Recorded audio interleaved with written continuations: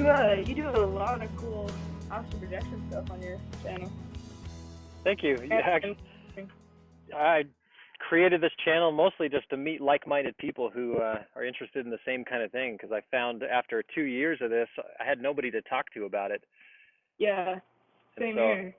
yeah, so it's been great. It's the community has grown much faster and much larger than I ever expected. And so I spent a couple hours last night chatting with a couple of different friends I met over my channel, and Really, yeah, I do that a couple of nights a week, so it's pretty cool. that's really cool. Yeah, I actually met up with someone on my channel as well. It's really That, cool. that's awesome. Yeah, next year I plan on going back to the Monroe Institute, and there's a couple of people from my channel that are going to meet me there, and so we're going to have like a little meetup, meet everybody in person. That's super cool. Yeah, it'll be a That's good time. yeah. So I have to ask, how did you get into this? It's very cool that you're into all this when you're so young. I mean, I've mentioned on my channel I don't know if you've heard it or not, but it took me more than 3 decades to even realize this stuff existed. Yeah, I wasn't really raised into it or anything like that. It was mostly just um, sort of falling falling upon YouTube and finding these channels that were like really inspirational to me, and I was just like, wow, this is crazy. Like, there's different things than what I've always been taught and stuff like that. Like, there are different things out there. So I started doing my own research, and my beliefs changed pretty quickly from my predominantly Christian upbringing, and I was still like sort of Christian and stuff like that, but then I started to like become a little bit more spiritual is the Mhm. way I look at things. But yeah, that's pretty much how I got into it. That's very cool.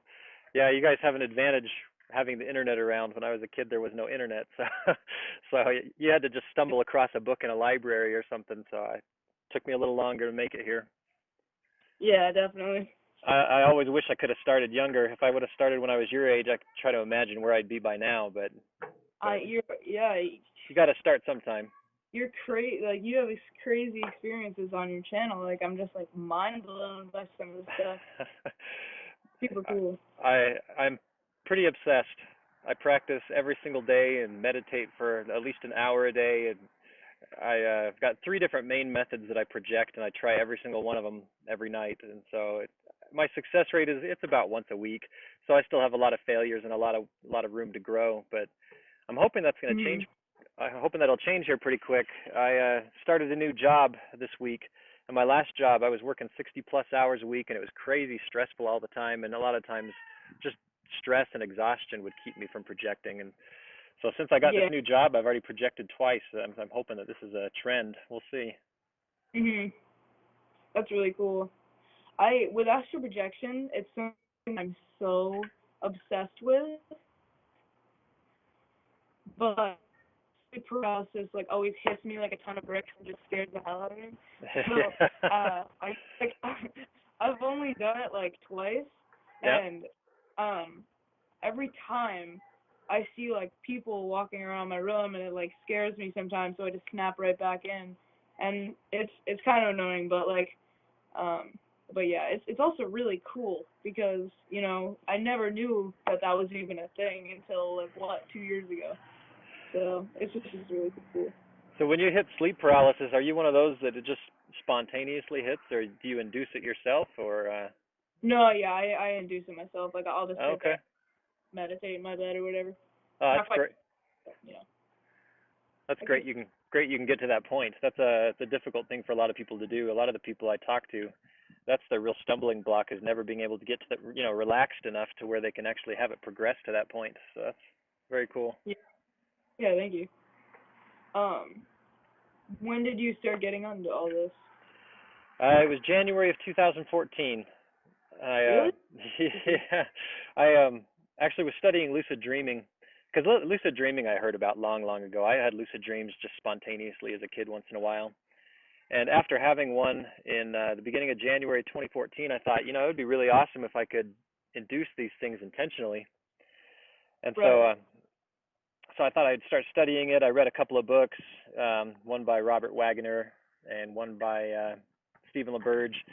And after I read those, I thought, well, I'll go to YouTube and see what else there is to learn about it. And anytime you search for lucid dreaming stuff, you also come across astral projection related content. Yeah, of course. And I had never even heard of that before. So Mhm. so I researched it, and I explain all this in my very first video. But I basically researched it, and I was like, oh, that is a load of crap. I'm going to prove that none of this works. And so I went to bed that night and tried the technique that Nicholas Newport recommended in his Lucidology series. And I got out of body the very first time I ever tried, and it was mind Really? blowing.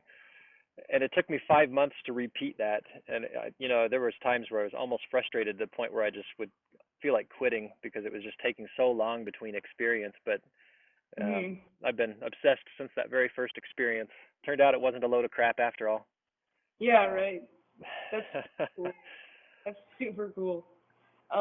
Yeah, lucid dreaming I stumbled upon as well. There was this channel, Gordon Xavier and Oh Ryan yeah. Cro- Yeah, those channels were like kind of like opened my eyes to these things, and I was just like, wow, this is so cool. Like when you're dreaming to be able to control it, that's really cool. So I started dream journal and everything, and just like to me, like setting intentions is like really really important, and like it's really like important for making things happen. So in my dream journal, like a week later, I had my first lucid dream, and it was like mind blowing. Like I just like felt so real, and I was just in so much control over the reality around me, and it was crazy, super Oh, that's cool. great. That's cool. Yeah. It's good you keep a journal too. Keeping dream journals is a huge part of having success either way, whether it's astral projection or lucid Mhm. dreaming. Yeah. You mentioned Gordon Xavier and you said Ryan Cropper, right? Yeah. Yeah, I watched both of those guys. They were actually a couple of them that were inspiring to me, but the more I watched them and the more I got into it, my only criticism of them is that neither one of them really go into a whole lot of detail on techniques and how to do it and sensations, to prepare you for what you're going to experience. Yeah. and and that always bothered me when people would make like a 3 or 4 minute crash course on astral project tonight, just watch this 3 minute video, and it would just drive me crazy because it was never that easy for me. Mhm. But they definitely have good content. They're definitely inspirational. I like their upbeat positive attitude toward it. Yeah. Yeah, it's definitely cool. For Another one I Gordon, like. Oh, I'm sorry, go ahead. uh, for Gordon Xavier, it's his energy, and for Ryan Cropper, it's his like wisdom. You know, like it's just they're both are like cool for their own reasons. But yeah, what Yeah. were you? I was going to say one more that I really like is Coy. Oh, Don't know if you've heard of him, definitely, Coy's Corner. He's another one, always positive, upbeat, just an inspirational guy. definitely. Yeah. Yeah, he's really cool. So you said you've had a couple of projections. You want to tell me about either of them? Sure. My first projection, I like sort of got up. Well, I can't remember. It was a while ago. It was like a year ago. So I got up. I forget if I was like using the rope method or something crazy like that. It was like I remember I watched a video and I tried one of those methods, right? And Right. um I got out of body and like saw people, and I was like, whoa, I was not expecting to see people, and it freaked me out, and I just snapped right back into my body. And yeah, it And was really when you came out, were you in your room or were you somewhere else? it was my room, except like way brighter. It was like in like 4K, or like it was like different. It felt different, you know. Yeah. Did you have the experience where it just seems like everything is glowing and light just illuminates off everything? You don't have need for a light bulb. Everything just kind of Yeah, is illuminated. yeah. It was like everything in high definition, like Yeah. really luminescent. Oh, that's What crazy. Yeah, I love that what stuff. was your first projection like? My very first one was I induced with a ramp timer. If you've ever heard of those, it's an Oh yeah. idea that was introduced by Nicholas Newport. Is the first guy I ever heard of it from, Mhm. and so I took his little audio files that he created, and I set them to go off like 4.5, I think, hours into the night, and so they started beeping in my ears, and it wakes me up, and then the goal is to just fall back asleep between each beep, right? So Yeah. I think I was using a 4 or 5 minute interval, and so I had 4 or 5 minutes to fall asleep between each set of beeps, and so I would do that, and every time I'd fall asleep, um, it would let's see, it uses what is that term he says? Oh, hypnotic fractionation. So the more times you go into that deep trance-like state, the deeper the trance gets. If you just go in and out over and over again, eventually your trance-like state is so deep that you can have an experience. Well, Right. I had like 6 or 7 false awakenings, and it was crazy. And I just at the end, I didn't know if I was awake or asleep. And then Mhm. finally, my very last one, I woke up and I was in the middle of the vibrational state, and there was like this jet engine roaring in my head, and I felt these vibrations that I actually had felt when I was about 13 years old, and back then they just scared me to death, and I had no idea what it was. Right. And uh, and then I sat up, and it was such a bizarre feeling. It was like climbing out of a swimming pool with like a little bit of resistance as I sat up, Yeah. and I look around the room and everything is just glowing like a purple color. And I got out of bed and I looked back and there's my body behind me. It was incredible. And That's super. it was a very short experience. I lifted my feet off the floor and I just kind of levitated and hovered there for a minute or two, and I was back in. And that was the end of it. But it was life Mhm. changing. It is. It's really cool. Yeah, it totally does. Like changes everything, really. Yeah. Oh, absolutely.